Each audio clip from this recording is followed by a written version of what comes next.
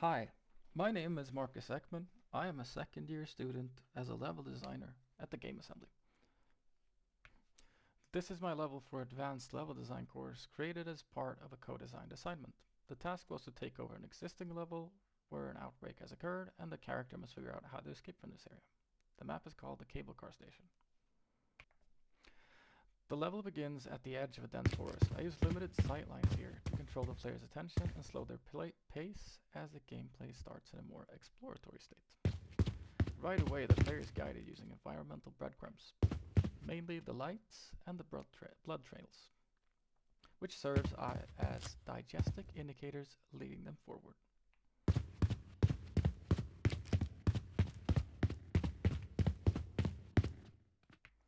As the player reaches the first vista, they see a person laying dead on the ground with an axe in the back. This is a foreshadowing of what might come. They also get a clear look at the short-term objective, the parking lot.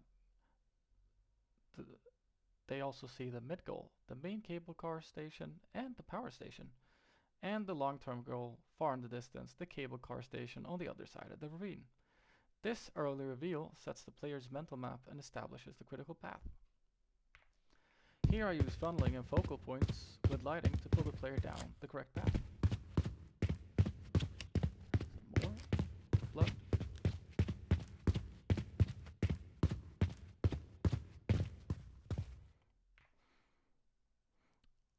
At the parking lot, the red lighting draws a player into the guard booth. This is a color cue indicating danger and urgency. Inside,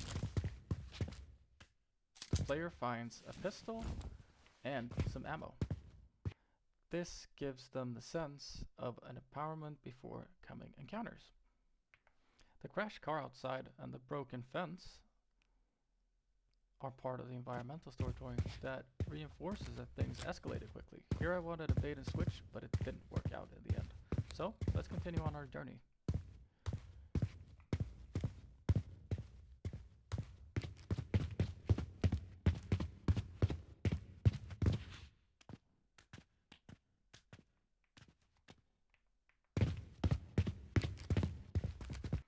These pipes along the wall act as subtle leading lines directing the player forward.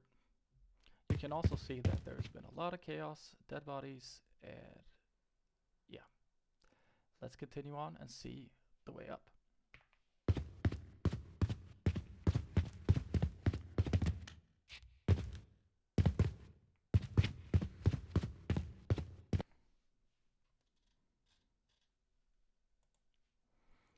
The player discovers that the stairs leading up to the station are broken.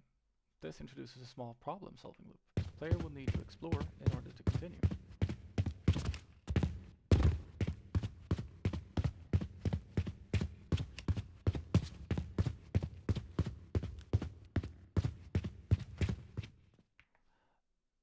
The exploration reveals a movable crate behind a car.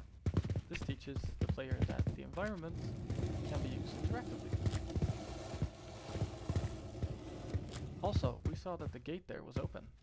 Also a red herring, an open gate near the crate over here to encourage deeper exploration. So, let's take a look.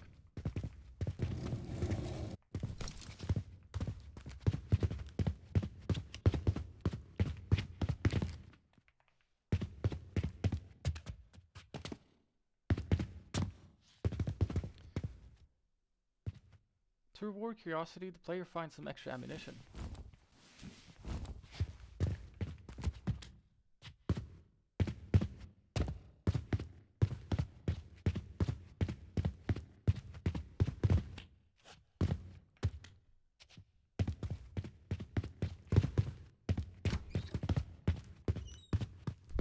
After getting inside, the player sees the pipes again, reinforcing the consistency of my navigation language. Here, we need to enter the control room, so let's go.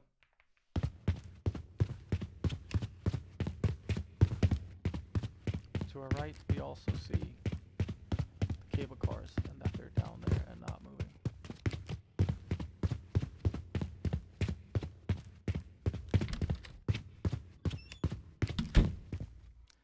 So here we get the message that power off and we need to start up the backup generator. The player also finds this note that tells us that the backup generator is downstairs in the maintenance room.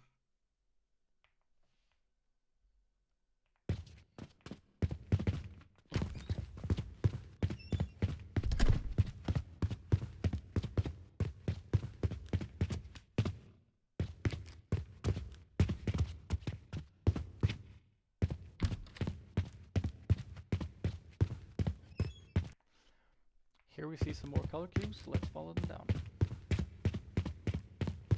Over here it says power out. Okay, and here we have the generator, so let's get it started.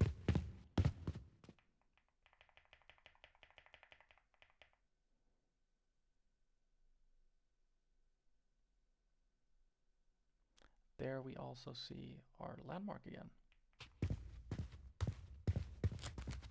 As we also can see is that behind the generator we have cables that clearly show where the power is being routed.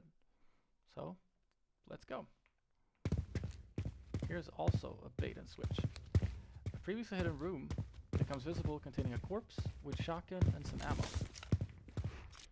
So let's grab the shotgun, some of the pistol ammo. Perfect, let's get on our way.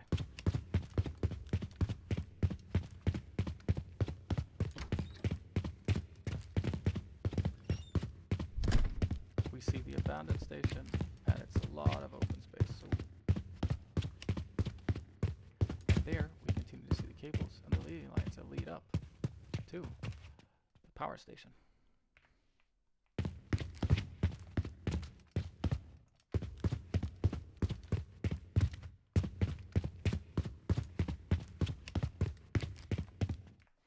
Along the way there are these small buildings with chaos inside that also reinforces the outbreak narrative without halting the gameplay.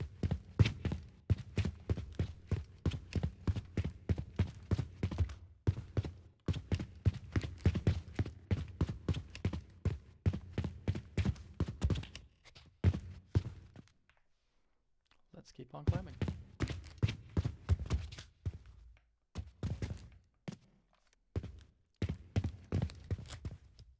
As we can see, the road to the power station has collapsed, introducing this vertical traversal movement that breaks up the pacing. Also over here, we can see that there is a rock slide blocking the cars and the road, blocking the road from the cars, adding storytelling that people below were forced to escape using the cable cars.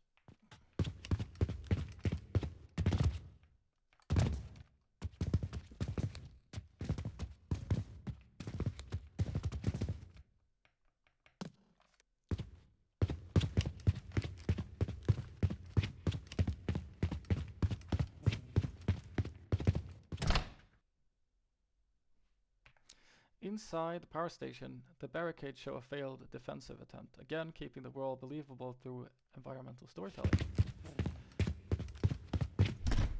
Same here, blocked off, so we can't go in there, not in there. Oh, here we have a bait and switch once again. So we need to open up this cabinet in order to reach the top floor.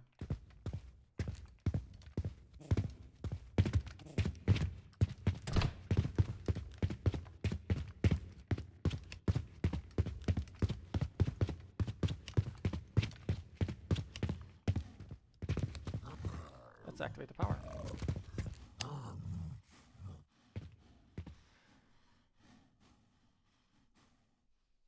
And here we can see that the cable car station looks like it's activated and the power is activated. Now we see the cable car going in to the cable car station and we see our escape route, but we also see that the zombies have spawned.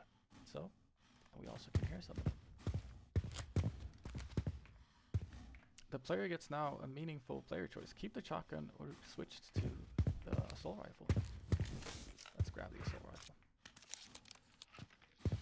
Some ammo. This broken fence works as an affordance, clearly signaling where the player can safely drop down and start their escape. Whoa.